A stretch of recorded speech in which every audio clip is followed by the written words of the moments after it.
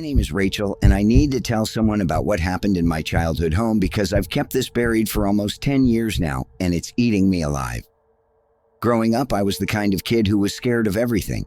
Dark hallways, thunderstorms, the gap between my bed and the wall where I was convinced something lived. My older sister, Melissa, used to make fun of me constantly for being such a scaredy cat. She was 3 years older and acted like she was the bravest person alive. Our parents worked long hours, so Melissa was usually in charge of watching me after school until they got home around 7. She loved holding that power over me, making me do things I didn't want to do, threatening to tell our parents if I didn't listen to her. We lived in this 2-story house in the suburbs, nothing fancy but comfortable enough. 3 bedrooms upstairs, living room and kitchen on the main floor, and a basement that we barely ever used except for laundry and storage.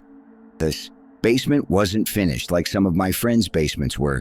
It had concrete floors, cinder block walls painted white, and these fluorescent lights that would flicker and buzz constantly. There was a laundry area in one section, some metal shelving units with old boxes, and then this larger open space that was completely empty. My dad had talked about turning it into a rec room someday, but that someday never came.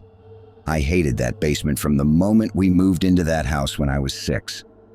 Something about it just felt wrong to me, even though I couldn't explain why.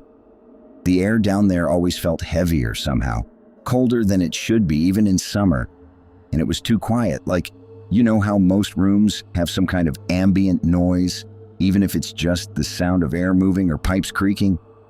The basement had none of that. When you were down there, especially in that empty section away from the laundry area, it was like all sound just got swallowed up. I'd do anything to avoid going down there. I'd run down the stairs, throw the laundry basket near the washer, and sprint back up as fast as I could. Melissa knew how much I hated it, so naturally, she used it against me. She'd hide my stuff down there and make me go find it. When I was 9 years old, she pulled her worst prank yet. It was a Friday afternoon in October, and we'd just gotten home from school. Our parents had texted saying they'd be home later than usual, probably around 8 or 9. Melissa was in charge, and I could tell she was in a mood. She'd been fighting with her boyfriend all the week and was taking it out on me. I was in my room doing homework when she barged in and told me I had to go get her gym clothes from the dryer in the basement. I told her to get them herself, and that's when she got this look on her face, this mean smile that I knew meant trouble. She said if I didn't go get them right then, she'd tell our parents that I'd broken the kitchen window last week, even though she's the one who'd actually done it. So I went downstairs, through the kitchen to the basement door, and turned on the light. Those fluorescent lights flickered a few times before staying on, humming that annoying electric buzz. I took a deep breath and started down the wooden steps. About halfway down, I heard Melissa laugh behind me. Before I could turn around, she reached past me and flipped off the light switch. The basement went completely black, that thick kind of darkness where you literally cannot see your hand in front of your face.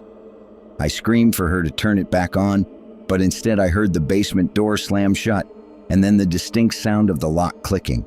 She'd locked me in the dark basement. I completely panicked. I turned around and tried to run back up the stairs, but in the darkness, I misjudged where I was and slammed my shin into one of the steps. Pain shot through my leg and I fell forward, catching myself with my hands. I was crying now, screaming for Melissa to let me out, pounding on the door. I could hear her on the other side, laughing. She said I needed to learn to not be such a baby and that she'd let me out in a little while. Then I heard her footsteps walking away.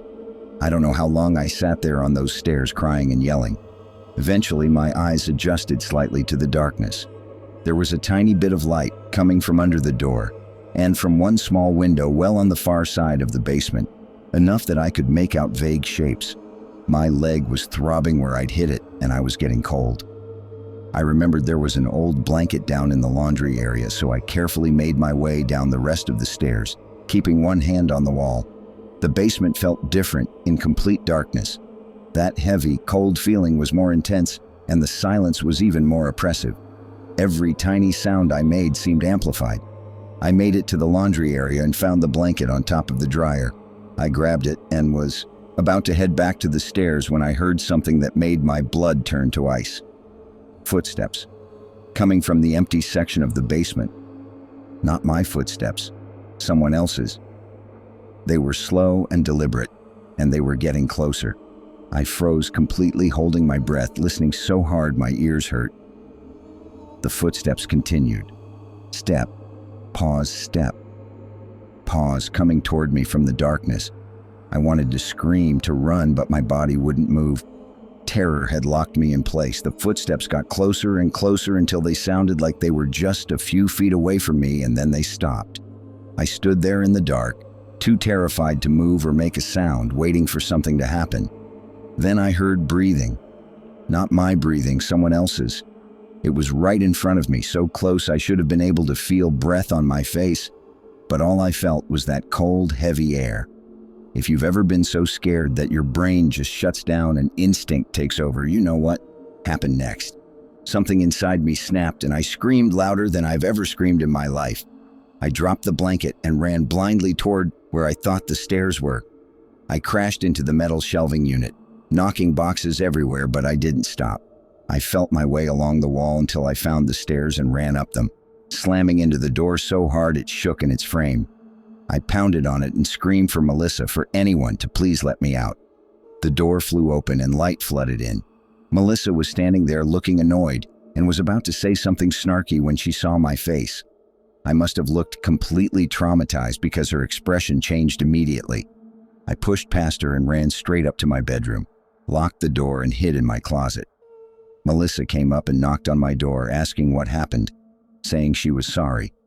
I didn't answer. I just sat in that closet until I heard our parents come home hours later. I never told anyone what happened down there. How could I explain what I'd heard? Who would believe me? I convinced myself over the next few days that I'd imagined it, that my fear in the darkness had made me hallucinate. But deep down, I knew what I'd heard was real. Things changed after that night. Melissa stopped tormenting me as much, but I started noticing things about the basement that I hadn't paid attention to before, like how our dog Max refused to go down there. If you tried to get him to go down the stairs, he'd plant his feet and whine and pull backward. Our cat wouldn't even look at the basement door when it was open. And I realized that nobody in our family actually liked being down there. About a month after the incident, my dad was down in the basement fixing the washing machine. I heard him come up the stairs faster than normal. He closed the basement door, stood there for a second with his hand on the knob, then went straight to his office.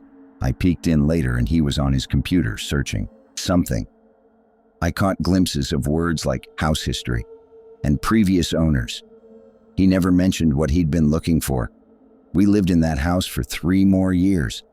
I never went into the basement alone again. Sometimes at night, I'd lie in bed and think about those footsteps, that breathing, and I'd wonder what was standing there in the darkness just a few feet away from me. When I was 12, my dad got a job in another state, and we moved away. I was relieved beyond words to leave that house behind. On our last day there, my dad stopped at the top of the basement stairs. He stood there looking down into it for a long moment, and then he said something that has stuck with me ever since. He said, "Good riddance to this goddamn basement." My mom nodded in agreement. I could tell from their faces that they knew something about it too. I'm 23 now and living on my own. I specifically looked for an apartment in a building with no basement access. I've tried to move on and forget about what happened, but sometimes I still wake up in the middle of the night from dreams about being locked in that dark basement, hearing those footsteps coming toward me. A few months ago, I saw that the house had been listed for sale. Out of curiosity, I clicked on the listing. Everything looked almost the same as I remembered, but there were no photos of the basement included.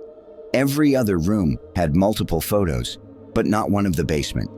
The house sat on the market for over 6 months before it finally sold, and the price was dropped 3 times. Way below market value. I still don't know what I heard down there that night. Part of me doesn't want to know, but I do know that whatever it was real. And I also know that some basements aren't meant to be finished. Some basements are meant to stay empty and dark and locked away.